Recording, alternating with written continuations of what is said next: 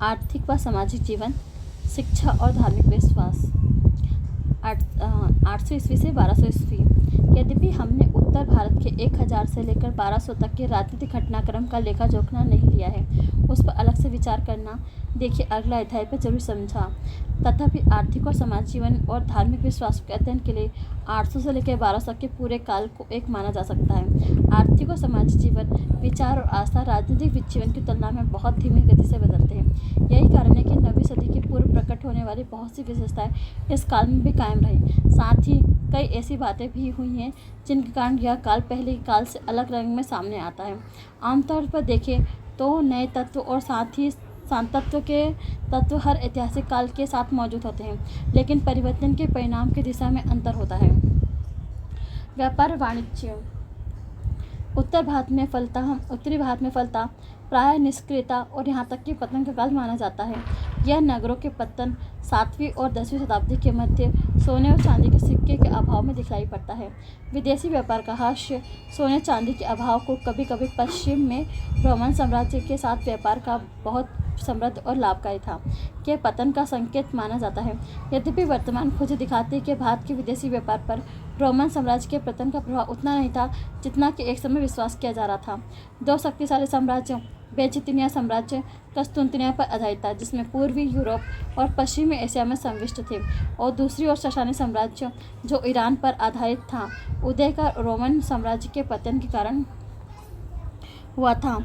भारत में इन दोनों के साथ ही व्यापारिक संबंध थे। इन सबसे महत्वपूर्ण इस समय भारत के दक्षिण पूर्व एशिया में स्वर्ण भूमि या सोने की भूमि कहा जाता था। चीन के बढ़ते हुए व्यापारिक संबंध थे। बंगाल, दक्षिण भारत, मालवा और गुजरात इनमें लाभ भोगी थे, इसलिए बंगाल में चांदी की मुद्रा जारी रही। दक्षिण भारत में सोना बहुतायत में था। गुजरात के शहरों अनिलवाड़, चांपनेर में विकास इसी की देन है। इस समय देश के अंदर लंबी दूरी के व्यापार के निसंदेह पतन को आंतरिक स्थिति की दृष्टि से अधिक देखा जाना चाहिए। अनेक राज्यों का उदय उनके विकास की स्थानीयता में कहा गया। छोटे शहरों के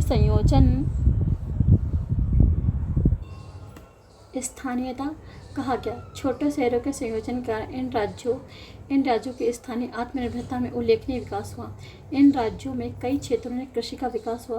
ब्राह्मणों में इसकी प्रमुख भूमिका दिखाई पड़ती है, इसलिए अनेक राज्यों ने अपनी स्थिति को वैध और मजबूत बनाने के लिए शासकों ने ब्राह्मणों को बुलाया और उन्हें रहने के लिए कर मुक्त भूमि अनुदान में दे दी।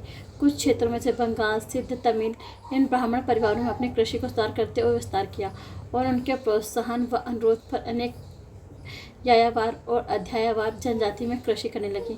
इस काल के चिंतन में वाणिज्य व्यापार के हास की झांकियां मिलती। इस काल में रचित कुछ धर्मशास्त्र में यहाँ मूंज उगती है, जहाँ काला चिकारा विचरण करता था। इस क्षेत्र के बाहर अर्थात भारत से बाहर यात्रा करने पर निषेध लगा दिया था। यही माना जाता है कि खारे जल वाले समुद्र की यात्रा करने में व्यक्ति अशुद्ध हो जाता है। वैसे यह सच है कि हर व्यक्ति इन निषेधों का अनादर नहीं करता था। ऐसे विवरण भी उपलब्ध है जिनसे पता चलता है इस काल में भारतीय व्यापारी, दार्शनिक, चिकित्सक, शिल्पी बगदाद पश्चिमी एशिया के अन्य मुस्लिम शहरों में पहुंचे। शायद ये निषेध सिर्फ ब्राह्मणों के लिए था। फिर इसका उद्देश्य भारतीयों को बहुत बड़ी संख्या में पश्चिम में इस्लाम प्रधान क्षेत्रों और पूर्व में बौद्ध धर्म के प्रधान क्षेत्रों में जाने से रोकना था, क्योंकि धर्मशास्त्रकारों को भय था कि कहीं ऐसा न हो जाए कि ये लोग वहाँ किसी ऐसे सनातन धार्मिक प्रचार लेकर लौटे जो ब्राह्मणों और शासक समूह को परेशानी में डालने वाले हों, इसलिए अवांछनीय हो। समुद्री यात्रा पर लगा निषेध दक्षिण पूर्व एशिया और चीन के साथ भारत की समृद्धि व्यापार की अभिवृद्धि में बाधक नहीं हो सकते। छठी सदी में दक्षिण भारत और दक्षिण पूर्व एशिया के देशों में काफ़ी जोर शोर से व्यापार प्रारंभ हुआ। इस काल से साहित्य का पता चलता है कि उस क्षेत्र में देशों के संबंध में दक्षिण भारत के लोगों की जानकारी बढ़ती जा रही थी। उस काल की कई रचनाओं जैसे हरिश्चंद्र की बृहत कथा कोश में उस क्षेत्र की भाषाओं, वेशभूषा आदि की खास विशेषताओं का जिक्र मिलता है। उस क्षेत्र में जादू समुद्र में भारतीय व्यापारियों से संबंध अनेक कथाएं प्रचलित थी। यही कथाएं नाविक जिंदबाद से जुड़ी कहानियों का आधार बनी। भारतीय व्यापारी श्रेणियों गिल्टों में संगठित था। इसमें सबसे विख्यात मणिग्रामन और नान देसी की श्रेणियाँ थी, जो प्रारंभिक काल से सक्रिय थी। बहुत से भारतीय व्यापारी दक्षिण पूर्व एशिया देशों में बस गए और कुछ ने तो स्थानीय लोगों में बेटियों का विवाह भी कर दिया। व्यापारियों के पीछे पीछे पुरोहित लोग भी उन देशों में पहुंच गए और इस प्रकार उन क्षेत्रों को बौद्ध और हिंदू धर्म विचारों का समावेश हुआ।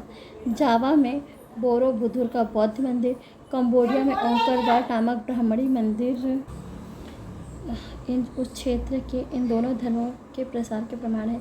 उस क्षेत्र के कुछ राज परिवार तो एक हद तक हिंदू ही बन गए थे। उन्होंने भारत के साथ व्यापारिक और सांस्कृतिक संबंधों का स्वागत किया। इस प्रकार भारतीय संस्कृति ने स्थानीय संस्कृति के मिश्रित होकर नई संस्कृति और साहित्यिक रूप से विधाओं को जन्म दिया। कुछ प्रेक्षक का विचार है कि दक्षिण पूर्व एशियाई की भौतिक प्रगति, सभ्यता के विकास और बड़े राज्यों के उदय का आधार वहाँ की चावल की सिंचित खेती और भारतीय विधि प्रचार था। जावा, सुमात्रा आदि की यात्रा के लिए मुख्य बंदरगाह बंगाल में ताम्रलिप्ति बंदरगाह था। उस काल की अधिकांश कथाओं में व्यापारी लोग स्वर्णद्वीप, आधुनिक इंडोनेशिया की यात्रा ताम्रलिप्ति से प्रारंभ करते थे। जावा के 14वीं सदी में लेखक मालूम होता है कि जम्बू द्वीप यानी भारत, कर्नाटक यानी दक्षिण भारत, गोंड लोग लगातार बड़ी संख्या में और बड़े बड़े जहाज़ों में चढ़कर जावा पहुँचते रहते थे। व्यापार से गुजरात के व्यापारी भी भाग लेते थे। चीन बहुत समय तक हिंद महासागर के रास्ते होने वाले व्यापार का एक प्रमुख आकर्षण केंद्र था। चीनी लोग भारी मात्रा में मसालों का उपयोग करते थे, जिसका आयात वे दक्षिण पूर्व एशिया और भारत से करते थे। वे हाथी दांत का भी आयात करते थे। सबसे उत्तम कोटि के हाथी दांत उन्हें अफ्रीका से मिलते थे, शीशे के बर्तन पश्चिम एशिया से। इसके अलावा वे जड़ी बूटी, लाख, सुगंधी और तरह तरह के नफीस चीज़ों का आयात करते थे। आमतौर पर अफ्रीका और पश्चिम एशिया के उत्पाद भारत के मालाबार तट से आगे नहीं जाते हैं। उधर चीनी जहाज़ भी दक्षिण पूर्व एशिया के मलक्का से आगे नहीं बढ़ते हैं। इस प्रकार भारत और दक्षिण पूर्व एशिया, चीन और पश्चिम एशिया, अफ्रीका के बीच होने वाले व्यापार के लिए महत्वपूर्ण प्रणांगणों का काम करते थे। पारसियों के बाद अरब के साथ भारतीय व्यापारी, खासतौर पर तमिल और कलिंग व्यापारी इस व्यापार में सक्रिय भूमिका निभाते थे। चीन के साथ होने वाला बहुत सा व्यापार भारतीय जहाज़ों के जरिए होता था। मालाबार, बंगाल और वर्मी को सागवान की लकड़ी इस देश के जहाज़ निर्माण के सबल परंपरा के लिए आधार का काम कर रही थी। मौसम के हालात देखकर ऐसा लगता था कि जहाज़ों के लिए मध्य पूर्व से चलकर सीधे चीन और चीन से चलकर सीधे मध्य पूर्व पहुंचना असंभव था। उनके बीच बंदरगाहों में रुककर मानसून के पूर्व पश्चिम से पूर्व की ओर, मानसून के पश्चात पूर्व से पश्चिम की ओर बहने वाली अनुकूल हवाओं के लिए इंतजार करना पड़ता था। इस प्रयोजन के लिए व्यापारी भारतीय और दक्षिण पूर्व एशियाई बंदरगाहों को पसंद करते थे। चीन में विदेशी व्यापार के लिए मुख्य समुद्री बंदरगाह इन दिनों कैटन था। इसी को अरब यात्रियों ने कानफू कहा है। बौद्ध विद्वान भारत से चीन को समुद्री मार्ग जाते थे। चीनी ऐतिहासिक विवरणों के अनुसार 10वीं सदी के अंत में और 11वीं सदी के प्रारंभ में चीनी दरबार में भारतीय भिक्षुओं की संख्या इतिहास की सबसे अधिक थी। इससे ज़रा पहले के काल के एक चीनी विवरण से मालूम होता कि कैटन नदी भारत, फ्रांस और अरब देश से आए जहाज़ों से भरी रहती थी। इस विवरण के अनुसार अकेले कैटन में 3 ब्राह्मणी मंदिर थे, जिनमें ब्राह्मण लोग रहते थे। जापानी साक्ष्यों से चीन सागर में भारतीयों की उपस्थिति की पुष्टि होती है। उनमें जापान में कंपास उपयोग करने का प्रारंभ कैसे उन 2 भारतीयों को दिया जाता है जो काली धाराओं पर होकर उस देश में पहुंचते थे। चीनी सम्राटों के दरबार को कई दूत मंडल भेजकर भारतीय भाषाओं ने खास तौर पर बंगाल के पालो और सेन और दक्षिण भारत के पल्लवों और चोलों के व्यापार को प्रोत्साहन देने का प्रयत्न किया। चोल राजा राजेंद्र प्रथम ने चीन के साथ होने वाले व्यापार को मलय और पड़ोसी देशों के द्वारा किए जाने वाले हस्तक्षेपों को समाप्त करने के लिए उन पर नौसैनिक आक्रमण किया। राजेंद्र प्रथम के द्वारा चीन को भेजे गए दूत मंडल ने एक भारतीय जहाज में यात्रा की। इस बात के प्रमाण उपलब्ध हैं। दक्षिण भारत, उड़ीसा, बंगाल में कई गोदियाँ थी जहाँ जहाज़ बनाने का काम किया जाता था। ऐसी गोदियाँ पश्चिमी तट पर भी थी, जिन्हें गुजरात का हिस्सा भी शामिल था। इस प्रकार इस क्षेत्र में भारत के विदेशी व्यापार के विकास का आधार सबल जहाराजनी परंपरा थी, जिसमें जहाज निर्माण और शक्तिशाली नौसेना के अलावा व्यापारियों की कुशलता, उद्यमशीलता का भी समावेश था। चीन के साथ व्यापार बहुत लाभप्रद था, यहाँ तक कि चीन की सरकार ने 13वीं सदी में चीन से सोने और चांदी के निर्यात पर प्रतिबंध लगाने का प्रयत्न किया। लेकिन धीरे धीरे भारतीय जहाज अरब और चीन शासकों के सामने उखड़ते चले गए, क्योंकि जहाज अधिक बड़े और द्रुतगामी थे। इस तरह से मालूम होता है कि चीनी जहाज कई मंजिलों के होते थे, जिसमें 400 से 600 यात्री सफ़र कर सकते थे। चीनी जहाज़ों के विकास का एक महत्वपूर्ण कारण मेरियन कंपस का प्रयोग था। बाद में यह आविष्कार चीन से पश्चिमी देशों में पहुंचा। यदि पश्चिमी दुनिया के साथ भारत के व्यापार में मंदी आई, तो दक्षिण पूर्व एशिया चीन के साथ उसके व्यापार में धीरे धीरे तेजी आती रही। व्यापार के क्षेत्र में दक्षिण भारत, बंगाल, गुजरात ने आगे बढ़कर रहनुमाई की। यह उन क्षेत्रों की संपत्ति और समृद्धि का एक महत्वपूर्ण कारक था। समाज। इस काल में भारत के समाज कई महत्वपूर्ण परिवर्तन आए। इनमें से एक था उस वर्ग के लोगों की शक्ति के प्रति, जिन्हें समकालीन लेखकों ने समाज, राणक, राउत, राजपूत आदि विभिन्न संज्ञाओं में अभिकृत किया है। उनके मूल काफ़ी अलग अलग थे। कुछ सरकारी ओहदेदार थे जिन्हें नकद भुगतान न देने के बदले अधिकाधिक परिणाम में उत्तरसुराई गांव दे दिए जाते थे। कुछ पराजित राजा और उसके समर्थक थे जो कुछ सीमित इलाकों के राजस्व का उपभोग करते थे। एक तीसरी कोटि स्थानीय वंशावलों, सरदारों या सैनिक पुरुषार्थ करने वाले ऐसे लोगों की थी जो अपने सशक्त समर्थकों की सहायता से छोटे मोटे इलाकों में अपनी सत्ता कायम कर ली। इनके अलावा जनजाति या कुलों के नेताओं में भी ऐसी हैसियत हासिल कर ली थी। इन वर्गों की वास्तविक स्थितियों में अंतर होता था।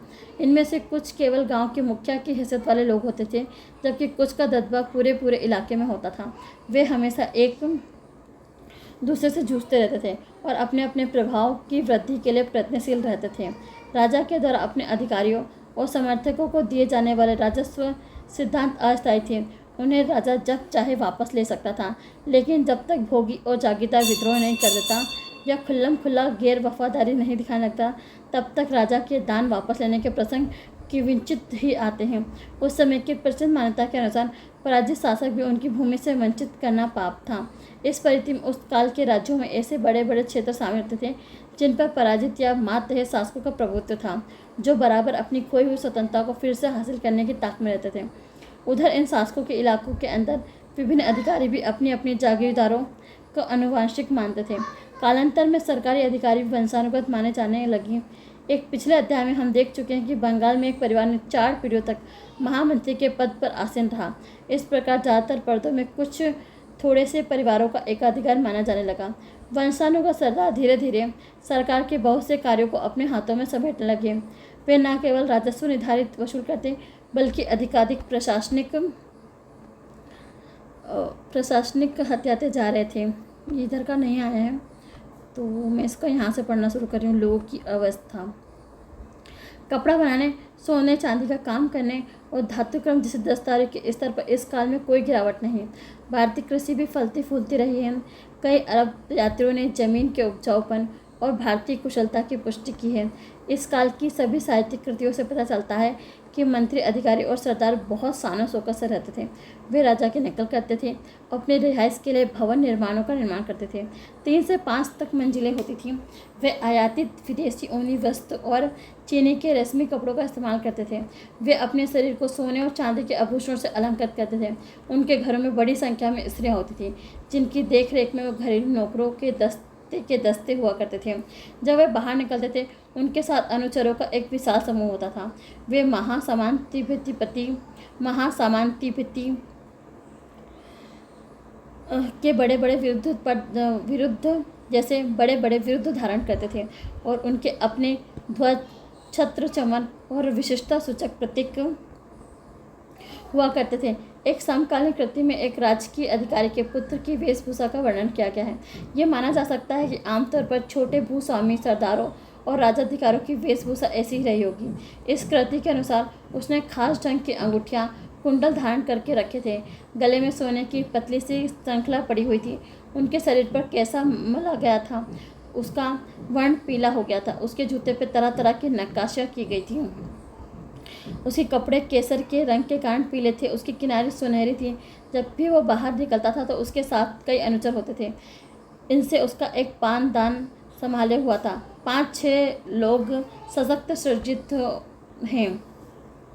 बड़े व्यापारी भी राजा के तौर तरीकों की नकल करते थे। कभी कभी उनका रहन सहन शाही किस्म का होता था। चालुक्य साम्राज्य के एक करोड़पति कोटीश्वर के बारे में मालूम होता है कि उसके घर में झांक कर करते घुंघरू से युक्त बड़े बड़े ध्वज लहराते थे। उसके पास बड़ी संख्या में हाथी घोड़े थे। मुख्य इमारत तक जाने के लिए स्फिट की सीढ़ियाँ बनी रहती थी। उनमें मंदिर बना हुआ होता था जिसमें फर्श पर स्टिफ का लगा होता था। उनकी दीवारों पर धार्मिक चित्र बने हुए होते थे। स्टिफिक एक प्रतिमा थी। गुजरात के मंत्री के पदों पर आसीन वस्तुपाल और तेजापाल अपने समय के सबसे अधिक समृद्ध व्यापारी माने जाते थे, लेकिन ऊपर के वर्णों के आधार पर यह नहीं कहा जा सकता कि चारों ओर ही ऐसा समृद्धि फैली हुई थी। खाद्य सामग्री की प्रचुरता थी, लेकिन नगरों में बहुत से ऐसे लोग थे जिन्हें पेट भर भोजन नहीं मिलता था। राजतरंगी जो 12वीं सदी में लिखी गई थी, कश्मीर के लेखक ने मन में शायद तब ऐसे ही लोगों का विचार था कि उसमें लिखा था कि दरबारी लोग भुना हुआ मांस खाते थे, फूलों की सुगंधित मदिरा का पान करते थे, किंतु समान लोगों से भात और उत्पाक साग यानी कड़वी किस्म की जंगली सब्जी पर गुजारा करना पड़ता था। गरीब स्त्री पुरुष के दुर्भाग्य में अनेक कहानियाँ देखने को मिलती हैं। उनमें से कुछ को जीने के लिए लूटपाट डाकाजनी का सहारा लेना पड़ता था, लेकिन ज़्यादातर लोग गाँव में रहते थे, जिनके जीवन संबंधी जानकारी के लिए हमें साहित्यिक रचनाएं, भूमिदान पत्रों, अभिलेखों आदि का सहारा लेना पड़ता था। धर्मशास्त्रों के अनुसार किसानों से राजस्व के तौर पर उपज के छठे हिस्से की मांग की जाती थी, लेकिन कुछ दान पत्रों में हमें इसके अतिरिक्त कई और शुल्क की, जैसे चारागाह कर, तालाब कर आदि की जानकारी मिलती है। इतना ही नहीं, कुछ दान पत्र में भोगियों की किसानों पर निश्चित और अनिश्चित तथा उचित और अनुचित कर लगाने का भी अधिकार दिया गया था। किसानों को बेगार वृष्टि भी करना पड़ता था। मध्य भारत तथा उड़ीसा जैसे कुछ क्षेत्रों में कुछ गांवों को दान कारीगरों, चरवाहों और किसानों के साथ साथ किया गया था। इन सभी लोगों को मध्यकालीन यूरोप के कृषि दासों, सर्फ की तरह दान की गई थी। भूमि से बांध दिया गया था। साहित्यिक उत्तरों से हम सरदारों को हर मौके का लाभ उठाकर किसानों को कुछ ना कुछ ऐंठते देखा है। एक राजपूत सरदार के बारे में बताया गया है कि वह गौरैयों, मरे पशुओं, सुअर की लीद और मृत व्यक्ति कफनों से भी पैसा बना लेता था। एक अन्य लेखक हमें ऐसे गांव के बारे में जानकारी दी है जिसमें एक सामान्य सरदार की कारगुजारियों के कारण बिल्कुल उजड़ गया था। इसमें आए दिन पड़ने वाले अकालों और बर्बाद होती हुई लड़ाई को जोड़ दीजिए। आम लोग के दुखों के कारण व्यवस्था की पूरी तस्वीर पूरी हो जाती है। लड़ाइयों में जलाशय जब्त कर लिए जाते थे, गांव के गांव जला दिए जाते थे, ढोर डंगर भी छीन लिए जाते थे। बाजारों में, अन्नागारों में जमा अनाज जब्त कर लिए जाते थे। नगरों को तहस नहस कर दिया जाता था। विडंबना यह थी कि इन सभी कार्रवाइयों का इनका वर्णन लेखकों ने उचित ठहराया है। इस प्रकार के फ्यूडल समाज के विकास में आम आदमी के सिर पर बोझ बहुत बड़ा है। जाति प्रथा इस काल में बहुत पहले स्थापित जाति प्रथा समाज का आधार थी। इस काल में स्तुतिकारों ने ब्राह्मणों की विशेष स्थिति का प्रबल अनुमोदन किया है और शूद्रों की सामाजिक स्थिति, धार्मिक नियोक्ताओं पर जोर देने के लिए अपने पूर्ववर्ती स्तुतिकारों को पीछे छोड़ दिए हैं। पराशर नामक एक स्मृतिकार के अनुसार शूद्र का भोजन ग्रहण करने और उसके साथ रहने, उसके साथ आसन बैठने और उसकी शिक्षा ग्रहण करने में श्रेष्ठ से श्रेष्ठ व्यक्ति भी प्रतीत हो जाता है। यहाँ तक कि हम लेखकों को इस विषय पर विचार करते हुए देखते हैं। शूद्र की छाया व्यक्ति को दूषित करती है या नहीं, यह बताना कठिन था। स्मृति के विधानों का दैनिक जीवन में यह कहाँ तक पालन किया जाता था, लेकिन इसमें संदेह नहीं है कि इस काल की निम्न जातियों की नियोक्ता में वृद्धि हुई। अंतर जाति विवाह को हेय दृष्टि से देखा जाता था। उच्च जाति का कोई भी व्यक्ति निम्न जाति की स्त्री से विवाह कर लेता था तो स्त्री की संतानें जाति मात्रा को ही जाति से निर्धारित होती थी।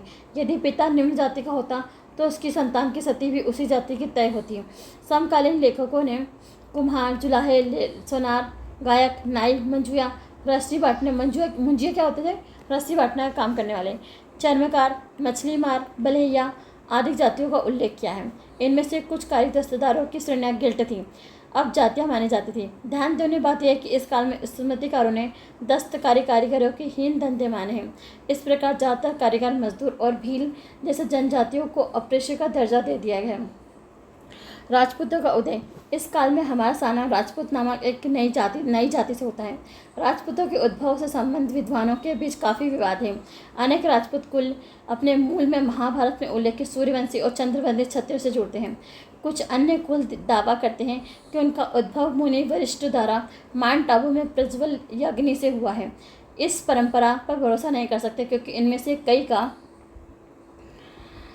प्रथम उल्लेख बाद के चारण परंपराओं में नहीं हुआ था। साथ यज्ञावली परंपरा की स्थिति ऐसी ही, इसमें उद्धत होने का दावा अनेक राजपूत कुल प्रतिहार, परमार, चौहान और सोलंकी करते हैं। परंपराओं में हम केवल यह निष्कर्ष निकाल सकते हैं कि अलग अलग राजपूत कुलों के कुल मूल अलग अलग हैं। कुछ भारतीय और विदेशी विद्वान मानते हैं कि इन कुलों में कईयों के पूर्वज वे सीथियाई हुणों लोग थे जो हर्ष के बाद के काल में भारत में बसे, और कई कुलों का उद्भव ऐसी जनजाति से हुआ है। समय समय में देश की क्षत्रियों के अतिरिक्त ब्राह्मण और वैश्य परिवार भी शासन करते थे। मालूम होता है कि कालांतर में विभिन्न जातियों ने के सभी शासक घरानों को राजपूत या राजपूत कहा जाता है और उन्हें क्षत्रिय का दर्जा दिया जाता है। देखा जाता है कि जातियों की व्यवस्था उतनी कठोर नहीं थी जितनी कि कभी कभी मानी जाती है।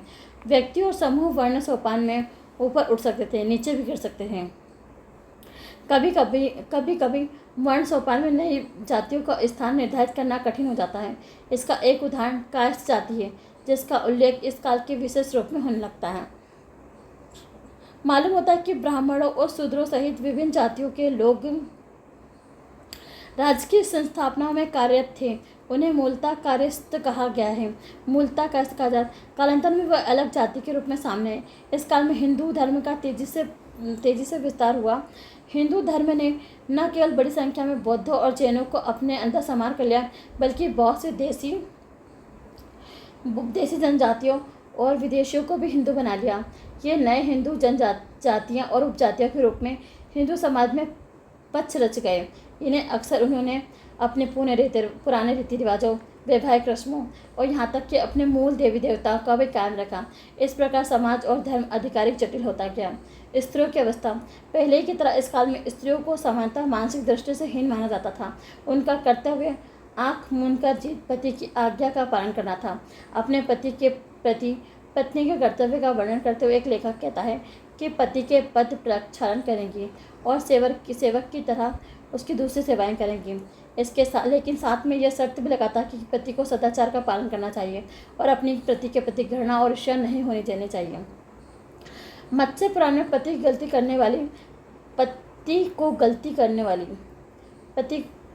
करने वाली पत्नी को कोड़े या खप्पच से पीटने का अधिकार है। अच्छा, स्त्रियों के लिए वेद पढ़ना इस काल में वर्जित था। इसके अलावा लड़कियों के विवाह की उम्र कम कर दी गई थी। उनके लिए उच्च शिक्षा प्राप्त करने का रास्ता बंद था। इस काल में रचित किसी भी कोश में स्त्री शिक्षक का बोध कराने किसी भी शब्द का उल्लेख नहीं हुआ है। उच्च शिक्षा के मामले में स्त्रियां दुखद अवस्था में का पता चलता है। इस काल के कुछ नाटक में मालूम होता है कि दरबारी स्त्रियों, यहाँ तक कि रानी भी अनुचर्या भी संस्कृत और प्राकृत उत्कृष्ट कवियाँ लिख सकती हैं। कई कथाओं से ज्ञात होता कि राजकुमारियाँ ललित कलाओं, खासकर चित्रकारी, संगीत में प्रवीण होती थीं। उच्च अधिकारियों, गणिकाओं और रखीलों के पुत्रियाँ अनेक कलाओं जिसमें कविता लिखना भी शामिल है निष्णात होती थीं। यहाँ तक कि विवाह की उम्र का संबंध स्मृतियों का विधान है। माता पिता को 6 से 8 वर्ष की उम्र में 8 से लेकर रजवल्ला बनने की उम्र के पहले अपनी कन्या से हाथ पे लेकर देना चाहिए।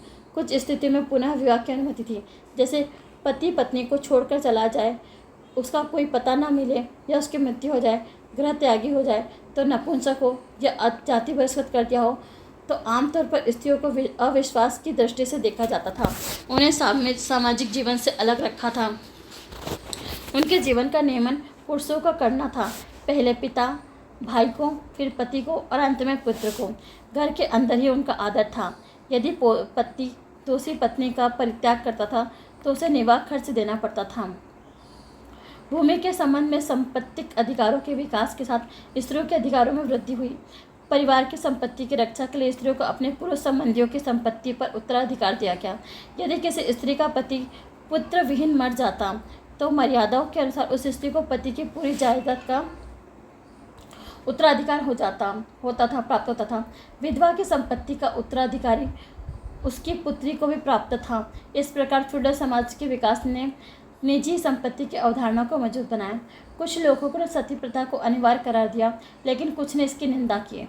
अरब लेखक सुलेमान के अनुसार राजाओं की पत्नियां कभी कभी अपनी पतियों की चिता पर जल मरती थी, लेकिन ऐसा करना या न करना उनकी इच्छा पर निर्भर था। मालूम होता है फ्यूडल सरदार अपने अंतःपुर में बड़ी संख्या में स्त्रियों को रखने लगे। फलता संपत्ति को लेकर विवाद छिड़ने लगे तो सती प्रथा अधिक फैली। जीवन पद्धति, आभूषण, वस्त्र तथा खानपान। इस काल में पुरुषों और स्त्रियों की पोशाक में कोई महत्वपूर्ण परिवर्तन नहीं हुआ। धोती पुरुषों का, साड़ी स्त्रियों का अधोवस्त्र बनी। इसके अलावा उत्तर भारत में पुरुष अंगरखा और स्त्रियां चोली पहनती थीं। मूर्तियों से मालूम होता है कि उत्तर भारत में उच्च वर्ग के लोग लंबा कोट, पजामा और जूते पहनते थे। राज तरंगी के अनुसार हर्ष ने कश्मीर में राजा के योग्य परिधान का प्रारंभ किया, लंबा कोट भी शामिल किया, और क्योंकि ऐसा उल्लेख है कि एक भूतपूर्व महामंत्री, इसलिए राजा का कोप भाजन बनाना पड़ा। उसने छोटा कोट पहन रखा था। सर्दी के मौसम में ऊनी कंबल का इस्तेमाल किया जाता था। संभवतः कपड़ा बनाने के लिए कपास का ही उपयोग किया जाता था, लेकिन उच्च वर्णों के लिए रेशमी वस्त्र और मलबन का इस्तेमाल करते थे। अरब यात्रियों से मालूम होता है कि स्त्री पुरुष दोनों आभूषण के प्रेमी थे। दोनों कड़े और कुंडलियाँ बालियाँ पहनते थे। कभी कभी कीमती पत्थरों के होते थे। चाओजू कुआ नामक एक चीनी यात्री कहता है, गुजरात में स्त्री पुरुष दोनों दोहरे कुंडल बालियाँ पहनते थे। उनके कपड़े तंग होते थे और उनका सिरा माथे को ढका होता था। वे लाल रंग के जूते पहनते थे। प्रसिद्ध यात्री मार्को पोलो बताता है कि मालाबार के स्त्री पुरुष केवल कटी वस्त्र ही पहनते थे। राजा भी इसका अपवाद नहीं था। उनके अनुसार दर्जी के काम में लोग अनभिज्ञ थे। क्लीवलैंड में भी स्त्री और पुरुषों की पोशाक कटी वस्त्र होते थे। दक्षिण भारत के राजा कपड़े भले कम पहनते थे, परंतु आभूषण बहुत प्रेमी थे। मालाबार का राजा सूती कटी वस्त्र पहनता था, अपनी प्रजा की तरह नंगे पांव रहता था, लेकिन जब वह हाथी पर सवार होकर जुलूस के साथ बाहर निकलता था तो रत्न जड़ित सुनहरी टोपी, सोने के बाजूबंद और पाजेब धारण किए होता था। मार्को पोलो कहता है, यह राजा जितना सोना, हीरे, मोती धारण करता था, इतना मूल्यवान होता था कि उससे कम मूल्य में एक नगर की रक्षा की जा सकती है। उसके कम मूल्य में से एक नगर की रक्षा की जाती है। यहाँ तक कि खान पान का संबंध है। मालूम होता है कि कई क्षेत्रों, आबादियों के कई हिस्सों पर लोग सामान्यतः शाकाहारी थे, लेकिन उस काल के प्रमुख स्मृतिकार ऐसे अवसरों का वर्णन विस्तार से किया जब मांसाहार उचित था। उसके वर्णन से मालूम होता है कि मोर, घोड़े, जंगली गधे, वन मुर्गे और वनैले सूअर का मांस खाना उचित माना जाता था। अरब लेखकों ने इस बात के लिए भारतीयों की प्रशंसा की है कि उनके बीच मादक पदार्थों का सेवन चलन नहीं था। मालूम होता है कि वस्तु स्थिति की सही तस्वीर नहीं थी। उस काल की साहित्यिक रचनाओं में मद्यपान के अनेक उल्लेख मिलते हैं। उत्सव के अवसरों पर जैसे विवाह, सहभोज के मौके पर मदिरा पान किया जाता है। इसी तरह जब उच्च वर्णों के लोग मौज मस्ती करने के लिए घर से बाहर निकलते थे तो मद्यपान किया जाता था। राजा के जुलूस में शामिल स्त्रियां भी खुलकर मदिरा पान करती थी। स्मृतिकार 3 ऊपरी वर्णों के लिए मद्य निषेध करते थे। कुछ दूसरे स्मृतिकार केवल ब्राह्मणों के लिए इसका वर्जन करते थे। स्त्रियां, क्षत्रिय और वैश्यों को कुछ अपवादों के साथ इसकी छूट देते थे। उस काल के साहित्य से पता चलता है कि शहर के लोग आमद प्रमोद के प्रेमी थे। मेलों और उत्सव के अलावा सामूहिक उद्यान भ्रमण तैराकी में काफ़ी लोकप्रिय थे। आम लोगों के बीच भेड़, मुर्गे, पशु पक्षी की लड़ाई, कुश्तियाँ अधिक लोकप्रिय थे। पहले की तरह पासे के खेल, शिकार और एक प्रकार के पोलो जिसे राष्ट्रीय खेल माना जाता है ऊपर वर्गों में दिलचस्पी बनी रही। शिक्षा तथा ज्ञान विज्ञान। पूर्ववर्ती काल में क्रमशः विकसित शिक्षा प्रणाली इस काल में बिना किसी परिवर्तन के जारी रही। इस काल में लोग जनशिक्षा की कोई कल्पना नहीं की। लोगों की जीविका के लिए कुछ सीखना जरूरी लगता है। वे सब सीख लेते थे। पढ़ना लिखना कुछ थोड़े से लोग ही जानते थे। ज़्यादातर ब्राह्मण होते थे तो कुछ दूसरे उच्च वर्गीय लोग भी शिक्षा प्राप्त करते थे। कभी कभी मंदिर उच्च स्तर की शिक्षा की व्यवस्था करते थे। उच्च शिक्षा प्राप्त करने के लिए शिष्य को सामान्यतः गुरु के घर जाना पड़ता था, उसके साथ रहना पड़ता था। इस स्थिति में उसे या गुरु को शिक्षा शुल्क देना पड़ता था। शिक्षा के अंत में गुरु दक्षिणा।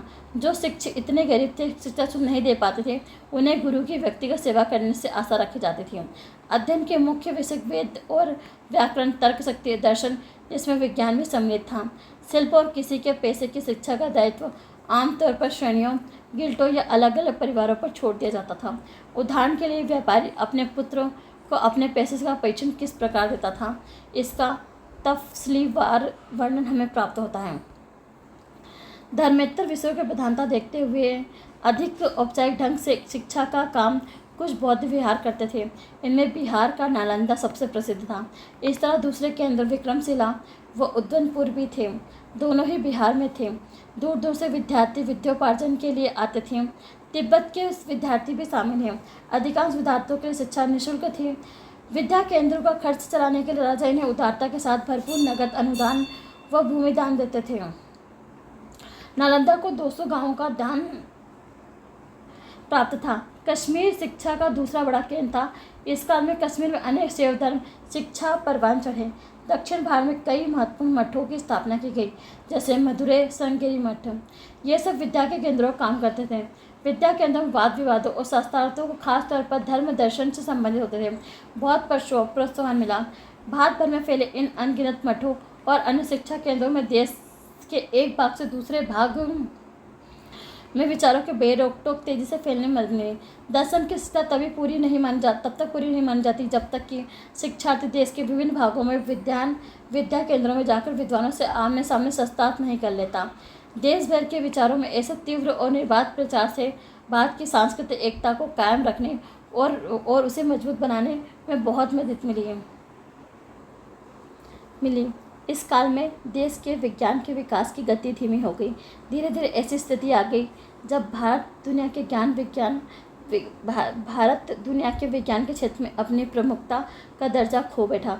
उदाहरण के लिए शल्य चिकित्सा में गिरावट इसलिए आई कि शव की 4 फीट चीरफाड़ को निम्न जाति के लोगों का काम माना जाने लगा। वस्तुतः शल्य चिकित्सा नाइयों का पेशा बन गया। फलित ज्योतिष ने खगोल का विज्ञान को धीरे धीरे पृष्ठभूमि में धकेल दिया। गणित के क्षेत्र में कुछ प्रगति अवश्य हुई। इस काल में द्वितीय भास्कर की रचना लीलावती दीर्घकाल तक मानक ग्रंथ बनी रही। खनिजों, खास तौर से पारे का उपयोग के कारण दवाओं के क्षेत्र में कुछ प्रगति हुई। वनस्पति विज्ञान, जानवरों की चिकित्सा में कई पुस्तकें लिखी गई, लेकिन घोड़ों की नस्ल में सुधार करने के लिए कोई प्रयत्न नहीं किया गया, जिसमें भारत को घोड़ों के लिए मध्य एशिया और अपनी निर्भरता जारी रखनी पड़ी। जब इन देशों को मुसलमान शासकों ने जीत लिया तो भारत के राजाओं को अच्छे घोड़े हासिल करने में बहुत कठिनाइयों का सामना करना पड़ा। इस काल में भारतीय विज्ञान के गति शून्य हो जाने के कारण थे। अनुभव से मालूम होता है कि विज्ञान के विकास में समग्र समाज विकास नज़दीकी रिश्ता होता है। इस काल में समाज अधिकाधिक कठोर और संकीर्ण होता था। बढ़ती हुई धार्मिक रूढ़िवादिताओं के कारण शहरी जीवन क्षीण होता जा रहा था और संचार में कमी आती जा रही थी। दूसरा कारण था बाहर के विज्ञान की मुख्य धारा से अपने को काट लेने की भारतीयों की प्रवृत्ति। इससे पता अल्बेनी के लेखन से पता चलता है। मध्य एशिया के इस वैज्ञानिक और विद्वान ने 11वीं सदी में आरंभिक चरण में भारत की प्रवास किया है और वैसे ही वह भारतीय ज्ञान विज्ञान का बहुत प्रशंसक था, लेकिन उसने यहाँ के ज्ञानी लोगों को अर्थात ब्राह्मणों की वर्जनशील वृत्ति की शिकायत की है। वह कहता है ये लोग दम्भी, मूढ़, अहंकारी, पाखंडी, भाव शून्य हैं। वे अपने ज्ञान का लाभ दूसरों को देने के स्वभाव से ही कंजूस हैं। दूसरी जनजातियों से उस ज्ञान को छिपा कर रखने का हर संभव कोशिश करते हैं। वैसे तो अपने देश के लोगों के साथ भी उनका व्यवहार ऐसा नहीं है, लेकिन विदेशियों के संबंध में इस मामले में वे 2 कदम और आगे हैं। उनके विश्वास के मुताबिक खुदा के खलक में उनके अलावा और किसी को विज्ञान इल्म नहीं है। धार्मिक आंदोलन और उसका विश्वास। हिंदू धर्म का पुनरुत्थान विस्तार हुआ। बौद्ध और जैन धर्मों में इसका हर जारी रहा। बौद्धिक स्तर पर बुद्ध और जैन धर्मों के सिद्धांतों को चुनौती दी ही गई, परंतु अनेक अवसरों पर बौद्ध और जैन भिक्षु को उत्पीड़ित किया गया। मंदिरों पर कब्जा कर लिया गया। पुरी का मंदिर कभी एक बौद्ध मंदिर था। कुतुब परिसर में इसे मंदिर कभी एक जैन मंदिर था जिसे विष्णु मंदिर में रूपांतरित कर दिया गया, तथापि किसी योजनाबद्ध नीति का हिस्सा नहीं थे, जैसा कि बाद में कुछ तुर्क सुल्तान जैसे मोहम्मद गजनवी के साथ था। इस काल में बौद्ध धर्म धीरे धीरे सिर्फ पूरी भारत तक सिमट कर रह गया। पाल शासक बौद्ध धर्म के संरक्षक थे। 10वीं सदी के बाद पतन में बौद्ध धर्म को गहरा आघात लगा और इससे भी गंभीर क्षति उसके अंदर कुछ हुआ। बुद्ध ने एक व्यवहारिक दर्शन की शिक्षा दी। उसने पुरोहितों के लिए न्यूनतम स्थान या फिर देवतत्व को लेकर विशेष ऊहापोह की गुंजाइश नहीं रखी। लेकिन ईस्वी सन के आरंभिक सदियों में महायान पंथ के उदय के साथ बुद्ध की पूजा एक देवता के रूप में की जाने लगी। यह पूजा अधिक आडंबर युक्त हो गई। इस तरह विश्वास का विकास हुआ। मंत्र मंत्रों के उच्चार और विविध प्रकार के रहस्यमय मुद्रा बनाकर साधक अपना मनोरथ पूरा कर सकते थे।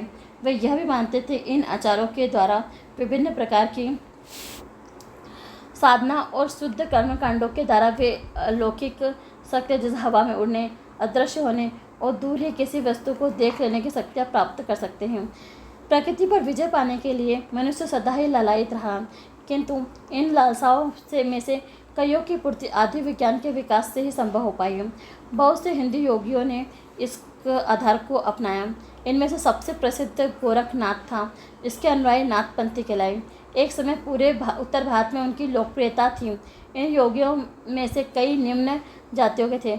उन्हें जातीय प्रथा की निंदा की, ब्राह्मणों के विशेष दायित्व को चुनौती दी। उन्हें जिस पंथ का प्रचार किया वह तंत्र कहलाता। तंत्र संप्रदायवाद के दायरे सभी जातियों के लिए खुले हुए थे। इस प्रकार बौद्ध धर्म का खास हाथ तो नहीं हुआ, लेकिन वह अलग अलग रूप धारण करके बिखर गया। इन नए रूपों के कारण वह हिंदू धर्म से अपनी पहचान खो बैठा। जैन धर्म की लोकप्रियता कायम रही, खासतौर पर व्यापारी समुदाय के बीच। गुजरात के चालुक्य शासक ने इस धर्म को संरक्षण दिया और इसी कारण माउंट आबू के दिलवाड़ा जैन मंदिर जैसे कुछ भव्य जैन मंदिरों का निर्माण हुआ।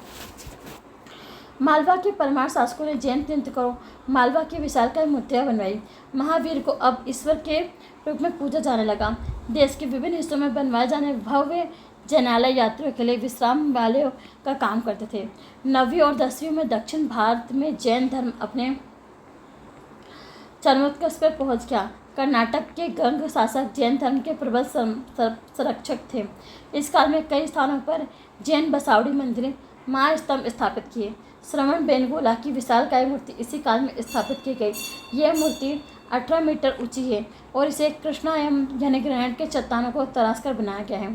तीर्थकर इसे कठोर तपस्या में रथ खड़ा कर दर्शाया है।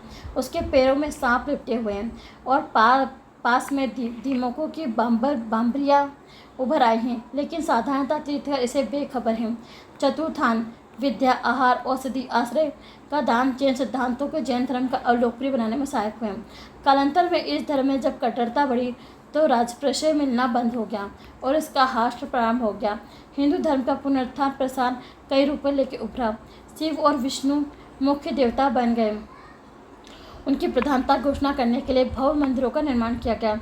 हिंदुत्व पुनरुत्थान और प्रसार की प्रक्रिया में बहुत से स्थानीय देवी देवताओं का समावेश हिंदू देव समूह में हो गया। इनमें हिंदू धर्म में शामिल की गई जनजातियों के देवी देवता भी थे। इस सिलसिले में एक बात यह भी हुई कि वह बहुत से देवी देवताओं पत्नी और अपनी पत्नियों के मुकाबले बहुत स्थान प्राप्त कर लिया। उदाहरणतः पूर्वी भारत में बुद्ध की पत्नी तारा, शिव की पत्नी दुर्गा, काली स्वतंत्र रूप से पूजा जाने लगी। तथापि शिव विष्णु की उपासना का उदय सांस्कृतिक सम्मिश्रण की प्रक्रिया का द्योतक था। इस प्रकार समाज में बिखराव के काल में धर्म में एक सकारात्मक भूमिका निभाई, लेकिन धार्मिक पुनरुत्थान से ब्राह्मणों की शक्ति और अहंकार में वृद्धि हुई। फलतः एक के बाद एक कई लोकप्रिय धार्मिक आंदोलन का जन्म हुआ। इन आंदोलनों ने मनुष्य की मूलभूत समानता और स्वतंत्रता पर जोर दिया। हम उत्तर भारत में तंत्र संप्रदाय के विकास का उल्लेख पहले ही कर चुके हैं। किसी भी जाति का व्यक्ति इस संप्रदाय में दीक्षित हो सकता था, लेकिन इसे महत्वपूर्ण था व्यापार और आधार पर दीक्षित दक्षिण भारत का भक्ति आंदोलन। इस आंदोलन का उदय नयनार और अरवाल कहे जाने वाले लोकप्रिय संतों की संपूर्ण श्रृंखला के नेतृत्व में हुआ। वे धर्म को विधि विधानों से युक्त भाव रहित पूजा नहीं मानते थे। उनकी दृष्टि में ईश्वर और उसके भक्त के बीच प्रेम के सजीव बंधन का नया धर्म है। उनके मुख्य उपासक शिव और विष्णु थे। इन संतों के बोलने लिखने में भाषाएं तमिल और तेलुगु थी। उस क्षेत्र में भी सभी लोग समझते थे। इन संतों ने जगह जगह घूम घूम कर प्रेम और भक्ति के संदेश का प्रचार किया। इनमें से बहुत कुछ संतों ने निम्न जाति के थे और कुछ ब्राह्मण और स्त्रियां भी थी। इनमें से लगभग सबने जाति प्रथा जनित असमानता की उपेक्षा की। यद्यपि किसी ने स्वयं को इस प्रथा का स्पष्ट विरोध नहीं किया। निम्न जातियों के लिए वैदिकरण विद्या, वैदिक पूजा पाठ को वर्जित रखा गया था। परंतु संतों ने जिस भक्ति मार्ग का हिमायत की, उस पर चलने की आज़ादी सभी जातीय लोगों को थी। भक्ति आंदोलन के फलस्वरूप न केवल बहुत से बौद्ध और जैन बल्कि तादाद में जनजाति और लोग भी हिंदू धर्म में शामिल हो गए। 12वीं सदी में एक और अधिक लोकप्रिय धार्मिक आंदोलन का जन्म हुआ। वह था लिंगायत या वीर शैव आंदोलन। इसके संस्थापक वासव और भतीजा चन्ना वासव थे। ये कर्नाटक के कलचुरी राजा के दरबार संबंधी थे। उन्होंने जैनों के साथ तीव्र विवाद के उपरांत अपने संप्रदाय की स्थापना की। लिंगायत शिव के उपासक थे। जाति प्रभा के प्रबल विरोध किया। उपवास, भोज, तीर्थयात्रा, यज्ञ को नकार दिया। समाज क्षेत्र में उन्होंने बलि प्रथा का विरोध किया। विधवाओं के विवाह का समर्थन किया। इस प्रकार भारत के उत्तरी और दक्षिण दोनों क्षेत्रों में हिंदुत्व के पुनरुत्थान और प्रसार ने दो रूप ग्रहण करे।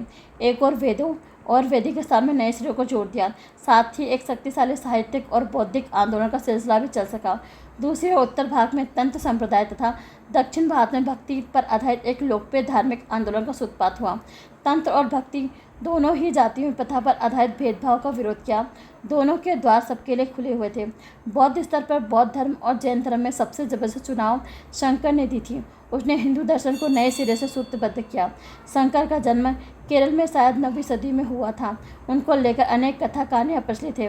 जैनों द्वारा सताए जाने के बाद भी उन्होंने उत्तर भारत की विजय यात्रा की और वहाँ अनेक अद्भुत विद्वानों को शास्त्रार्थ में पराजित किया। मधुर लौटने पर राजा ने उनका भरपूर सम्मान किया और जैनों को दरबार से निकाल बाहर किया। शंकर के दर्शन को अद्वैतवाद कहा गया। शंकर के अनुसार ईश्वर और उसकी सृष्टि एक ही है और जो बहुत दिखाई देते हैं वास्तविक नहीं है बल्कि अज्ञान जनित माया है। मोक्ष का मार्ग ईश्वर की भक्ति है, जिसका आधार यह ज्ञान है कि ईश्वर और उसकी सृष्टि एक ही है। इस दर्शन को वेदांत कहा जाता है। इस प्रकार शंकर ने वेदों को सच्चे ज्ञान के स्रोत के रूप में फिर से प्रतिष्ठित किया। परंतु शंकर के ज्ञान मार्ग को बहुत कम लोग समझ सके हैं। उनमें से कम एक ब्राह्मण था। एक अदल नामक साध्वी भी थी। शंकर ने भक्ति मार्ग का बहिष्कार नहीं किया, परंतु भक्त को अपने हृदय में ज्ञान के द्वारा शुद्ध करना आवश्यक था, जिसके लिए धर्म ग्रंथों को पढ़ना अनिवार्य था। इसलिए संसार की भक्ति संकल्पना सर्वसाधारण को प्रभावित नहीं कर पाई। अनेक आचार्य जो रूढ़िवादी ब्राह्मण थे, शंकर का अनुसरण किया, वही रास्ता अपनाया। 11वीं सदी में रामानुज नामक एक अन्य प्रसिद्ध विद्वान वेदों के साथ भक्ति परंपरा का सामंजस्य स्थापित करने का प्रयत्न किया था। उनका कहना था कि मोक्ष प्राप्त करने के लिए ईश्वर को ज्ञान से अधिक महत्वपूर्ण भक्ति कृपा है। उन्होंने ये भी कहा कि भक्ति का मार्ग सभी जातियों के लिए खुला है। इस प्रकार उन्होंने भक्ति पर आधारित जनप्रिय आंदोलन और वेदों पर आधारित ऊंची जाति के आंदोलन के बीच एक सेतु का निर्माण करने का प्रयत्न किया। रामानुज द्वारा प्रतीत परंपरा के अनुसार दक्षिण भारत में माधवाचार्य और उत्तर भारत में रामानंद वल्लभाचार्य कई विद्वानों चिंतकों ने किया। इस प्रकार 16वीं सदी का प्रारंभ होते होते भक्ति हिंदू समाज के सभी हिस्सों में स्वीकार हो चली है। धन्यवाद।